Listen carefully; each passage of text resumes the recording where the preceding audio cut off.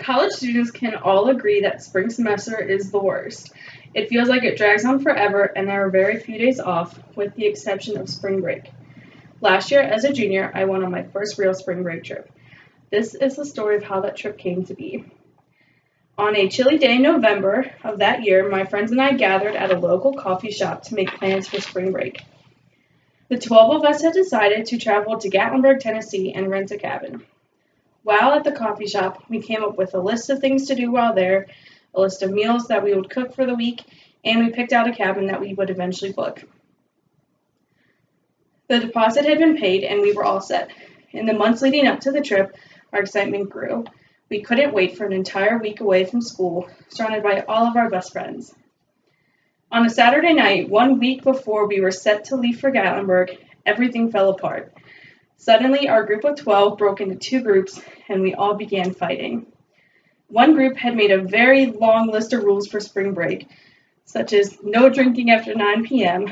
and no drinking 2 days in a row, and the list goes on. They wanted to have fun, but it became clear that their idea of fun did not match up with the other group's idea of fun. I started texting the people in my group, and we decided that we needed to cancel this spring break trip. We knew that if all 12 of us went on the trip together, we would just end up fighting the entire time. So we went back to the big group message with everyone and said we were not going to Gatlinburg anymore. But then the 6 of us realized we needed new spring break plans. So on that Saturday night, we all gathered at my friend's apartment and began researching places we could go. We decided we needed to find a way to Florida. We didn't know how yet, but we knew that's where we needed to go. That next morning, we met on campus in one of the study rooms of the library and got to work. While 3 of my friends planned out a food list and travel itinerary, 2 others worked on booking flights for themselves. I was in charge of booking the hotel room. In just a few hours, we had everything figured out, and we were officially going to Florida. The rest of the week leading up to our new trip felt like torture. We couldn't wait to be on the beach. The weather predictions for Sarasota, where we were going, were perfect. Clear skies with temperatures in the 70s all week. That was so much better than the cold weather that we would be experiencing up in northern Kentucky. 2 of the people in the group flew down, and the rest of us drove. We crammed 4 people and luggage for 6 people into the small car and began the 14-hour car ride at 8 p.m. on Sunday night.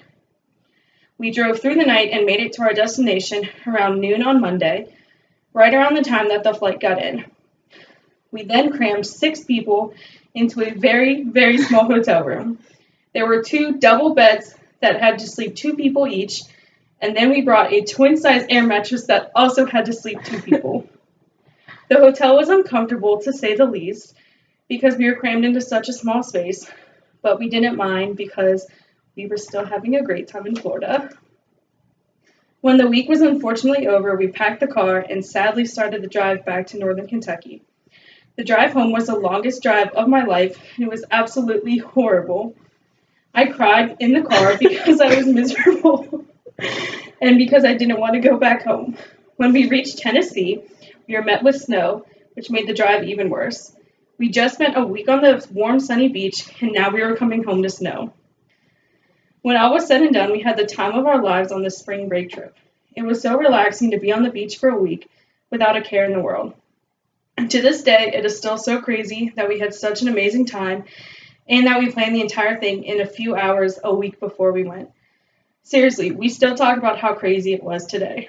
It was definitely the best trip of my life and one of the best memories from college. The end.